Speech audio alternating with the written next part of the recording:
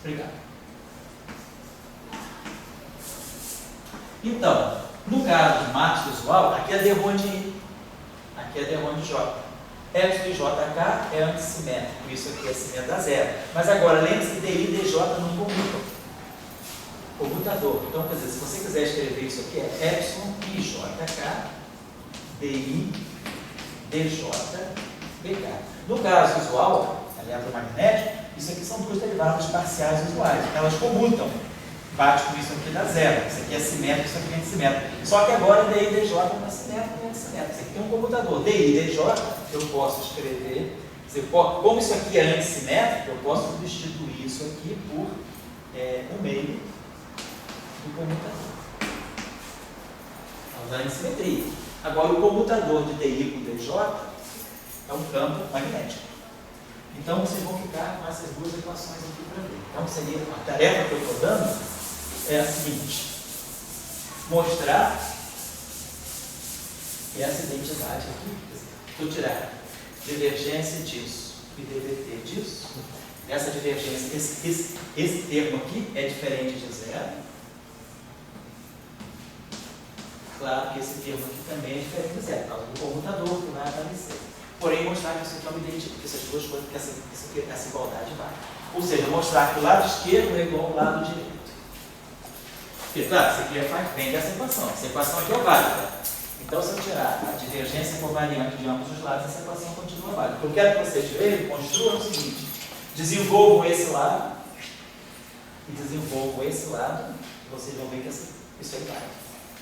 Apesar de não ser imediato, tem algumas sutilezas aí que vocês têm que observar, mas as sutilezas estão dentro da derivada covariante. Então, a tarefa é mostrar que essa relação aqui é válida. Essa equação é uma consequência imediata dessa.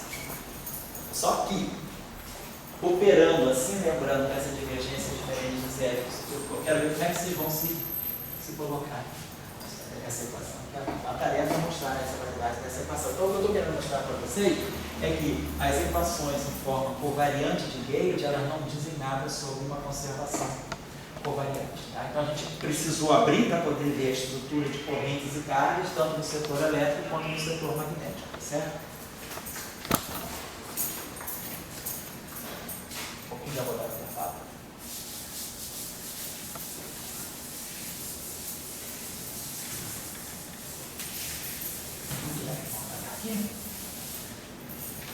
Então, indo em mil escuro, se alguém quiser ler, tem um trabalho muito interessante sobre as configurações de campos de Young-Mills em modelos de Young-Mills puros.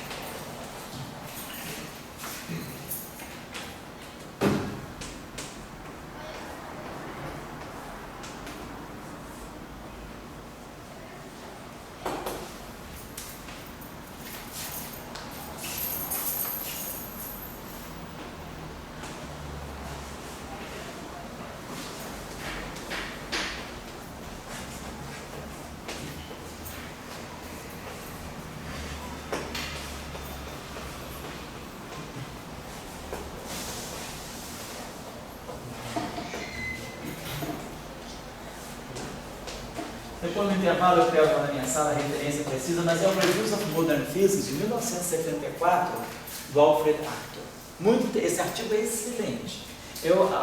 Passaram-se 41 anos, e assim, o artigo, além de continuar assim, muito preciso em tudo, né? Ele é um clássico, ele te classifica todas as configurações que você pode encontrar dentro de Young Music: dions, merons, instantons, solitons, monopolos. Ele faz um estudo exaustivo, assim, um estudo quase que farmacopeico mesmo, de todas as possíveis configurações de campo de Young Music. É excelente. É muito bem, é todo em detalhe, assim, chega a ser cansativo, é como se fosse nota de aula, tudo derivado direitinho. Tá? Então, se alguém precisar algum dia assim, estudar detalhes sobre monopolos magnéticos não abelianos, sobre solitons, sobre instantons, sobre merons, sobre dions, vocês vão encontrar todas essas configurações bizarras, né, de campos de Young Mills nesse trabalho. Muito bem feito. Alguém conhece alguém que vista calçado 48? O Alfred Arthur. Ele só um pé dele desse igual um patagão, sabe? E ele, né? Que fica lá quando é a primeira vez que a gente vê o cara, a gente quer tomar uma olha pro pé, pô, o cara tem um pé que é uma plataforma. Aí ele só consegue fazer sapato num lugar lá nos Estados Unidos. Mas ele é muito gente boa, o cara é de altão também, gente boa, parece esses monstros assim, de filme, um monstro bonzinho, aqueles monstros bonzinhos de filme. Sofá oi? pé em cima do outro, né? Se te dá uma pesada, cara, tu vai longe. Mas ele é gente boa, e o cara assim, super, assim, as aulas dele também são muito organizadinhas, igual o paper dele. O paper dele é ótimo, se alguém precisar, assim, em algum momento da vida, ou às vezes por causa do trabalho, consultar alguma coisa, vá primeiro nesse trabalho do Alfred Arthur, que ele faz uma classificação exaustiva, dando sempre uma argumentação também topológica em cima das configurações. É um trabalho muito bom, muito legal. Mas, né, a gente vai daqui a pouco, aqui vai ser que a gente está no intervalo. Então, isso aqui fecha um pouco a discussão de Young Mills, tá bom? Então, vamos agora começar a fazer, como a gente já fez, já sabe fazer isso, para poder agora começar a estrutura, estudar a estrutura das correntes, né? No caso de Young Mills, com matéria, e depois nós vamos fazendo, sempre que a gente puder, a gente vai fazendo a particularização do caso abeliano, para poder mostrar a estrutura também do caso abeliano. Então, vamos pegar Young Mills, matéria carregada.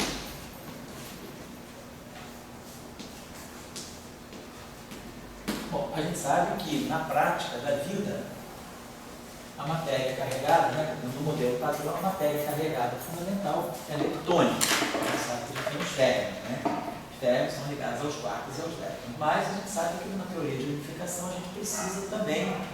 Também tem outros objetos que tem, o campo de Higgs não faz parte do setor de matéria, mas ele é um escalar carregado, do ponto de vista, não eletricamente carregado, mas do ponto de vista da teoria SO2 né? Quer dizer, o campo de Young Mills é um dublete, ou o campo de Higgs é um dublete de SO2, então ele tem a carga de SO2. E, por exemplo, os bósons vetoriais carregados das teorias de Fractal, W mais ou W-, eles são bósons vetoriais intermediários das interações fracas, mas eles têm carga elétrica. Então, eles têm interação eletromagnética com o fóton devido à carga elétrica. Então, a matéria carregada, nós vamos considerar aqui matéria carregada em geral. Matéria é tudo que não é campo de Young Mills. Então, nós vamos considerar matéria escalar. Vamos considerar matéria fermiônica. E vamos considerar matéria vetorial.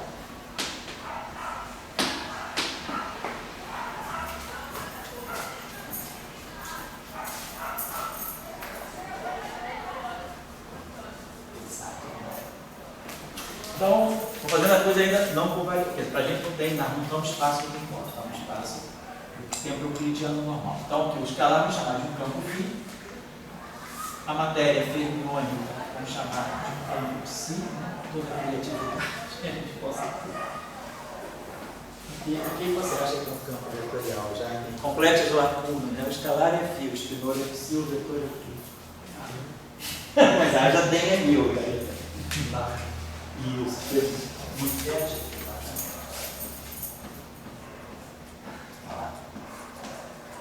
Beleza, vamos lá. Então temos esses campos aí carregados. Suponhamos que esses campos tenham carga esteja numa certa representação do grupo de gates. Então vamos dizer, o campo escalar φ está numa representação tal que a transformação de gate dele vai ser fininha, vai ser a transformação, vamos dizer, vai ser vamos dizer, ele esteja na representação Rφ. Então é a representação do campo φ.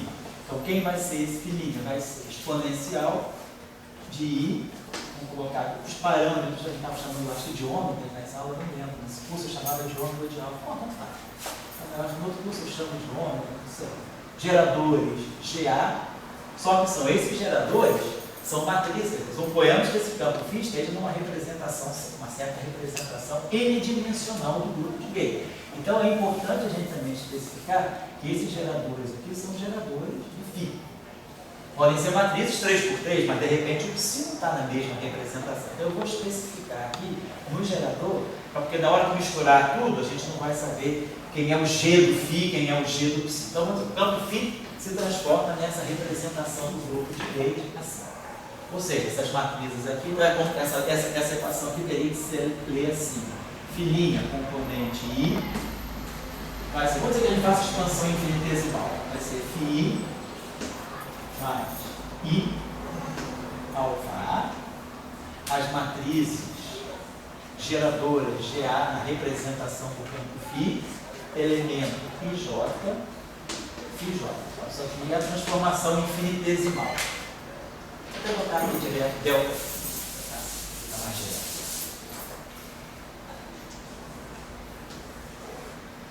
Delta φi. Então, isso aqui é a transformação. Então, isso aqui me fixa a representação em que se transforma o campo φ. O campo φ está numa representação, vamos dizer assim, no n-plate. No n-plate do grupo de gate. Vamos dizer que o campo psi esteja no n-plate do grupo de gate. Então, não precisa ter a mesma dimensão. Que o campo dado esteja no p-plate. Então, esse I aqui vai junto até N. Tem N componentes, o campo é um vetor coluna com N componentes que se transforma segundo o grupo de gate desse modo. As matrizes GA, claro, A é um outro índice, é o índice que conta a dimensão do grupo. Então, se é S3, esse A vai de 1 a 8. Se é S2, esse A já vai de 1 a 3. Se é S4, esse A vai de 1 a 15. Então, esse A conta o índice de geradores do grupo. Esses caras aqui são os índices internos à representação.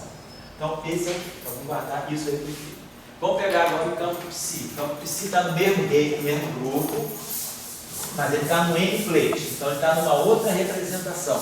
Os geradores são da mesma categoria, quer dizer, são tanto os geradores aqui quanto são lá, só que os geradores têm uma dimensão diferente. Vão ser matrizes n por n. No primeiro caso, essas matrizes aqui são matrizes n por n. Então, por exemplo, a gente vê no caso uma representação fundamental de SO2 e esses caras aqui são geradores 2 por 2 de SO2, essas matrizes seriam as matrizes de Fowler sobre 2. Se fosse SO2 em forma bidimensional. Se fosse SO2 em forma tridimensional, seriam aquelas nossas matrizes já conhecidas, sigma A sobre 2, 3 por 3, assim vai. Vamos pegar agora o campo fermiônico, mesma coisa. Então, o meu psiminha. Alexandre, só para você sempre pergunta isso, mas eu acho que você já incorporou. Esse alfa aqui depende de T e de X, a transformação é local. Por isso, nós vamos introduzir os campos. Tudo é local agora, não estou nem especificando, mas é tudo local. Psilinha. Então, não vai ser a mesma matriz R. Vai ser uma matriz R associada à representação do campo psi, atuando no psi. Essa matriz aqui vai ser os mesmos parâmetros, parâmetro é comum a todas as, independe da representação, porém aqui as matrizes vão ser as matrizes G, psi, né, A, e atuando aqui no psi. Então isso aqui vai dar para nós delta psi, agora não é mais índice I, porque I vai de 1 até N, vamos dizer que seja um I maiúsculo. Então isso aqui vai ser I alfa A, as matrizes G, psi, A, e J, psi-J. E aí, claro, esse índice I aqui agora para nós vai de 1 até N. Então, estamos falando de um n-plate desse grupo. Então, A representação dessas matrizes são matrizes M por M da mesma álgebra de Lie. Nós estamos supondo que o meu grupo de Lie, independentemente da representação, qualquer que seja a representação desses geradores, vamos supor que um grupo de Lie compacto e simples desses geradores, você já forma as constantes de estrutura do grupo e você está adotando essa normalização para a álgebra de Lie desse grupo. Dependendo da representação, as matrizes mudam. Aquela relação é universal. E agora vamos pegar os campos vetoriais. Então, meu campo. Aqui eu vou fazer a seguinte coisa, porque na hora que eu precisar abrir esses campos W, componente I, que vai de 1 a 3, eu vou mudar esse índice aqui, gente. Fazer o seguinte, desculpa aí, tá? Então, assim, vamos chamar esse índice aqui, vamos chamar esse índice aqui de I maiúsculo. Vou chamar esse de I maiúsculo, perdão. Para poder, esse aqui vai ser J e J. E aqui esse índice vai de 1 até N, é o N plate. Para evitar problema, vamos chamar esse índice aqui de, né? Você não está com digitação, é muito simples. Vamos chamar de I chapéu. I chapéu, J chapéu, e esse I chapéu vai de 1 até N. Então são os índices, depois eu vou começar a omitir esses índices, né? Mas são os índices dessa representação. São os índices que vão de 1 até N, as matrizes de A. E vamos supor que o campo W também esteja numa representação p-dimensional, então um p-plate. Então as matrizes aqui são as matrizes RW atuando no W. Então aqui exponencial, alfa A, as matrizes geradores na representação do W, atuando aqui no W. Então isso que está dando para nós, delta W. E aqui eu já chamei I, vamos chamar de I2. I2 vai ser igual a I, alfa A, G, A, W, I2, J2, W, J2. E aí o I2 varia de 1 até T. Então nós temos 3 tipos de matéria se transformando no segundo grupo de Gauge. Aqui, claro, se vocês quiserem tirar, isso aqui vale para cada componente do campo W. Se quiser, a gente pode alternativamente dizer que isso aqui é a componente WI, e esse I aqui são os índices de espaço, tem pouco espaço de área, né? I igual a 1, 2, 3, e aqui é a mesma coisa. Então, para cada, quer dizer, isso aqui é uma réplica para cada componente do campo W. Então, por isso que eu estava querendo separar. Esse I aqui vai de 1 a 3, são X, Y, Z, componente X, componente Y, componente Z. Se quiser abrir todas as componentes que o campo tem. Mas eu vou deixar fechado de forma vetorial. Por enquanto. Beleza. Então a gente agora já organizou isso. Agora vamos ter que covariantizar. Vamos introduzir as derivadas covariantes, que é da onde vão sair os acoplamentos de gauge. Daí vão sair as correntes de matéria. Vamos fazer o seguinte, Célia, você tem café lá? Tem? Então vamos trazer. Vocês têm açúcar lá na sala? Tem açúcar? Vou pegar uma faquinha de bolo aí.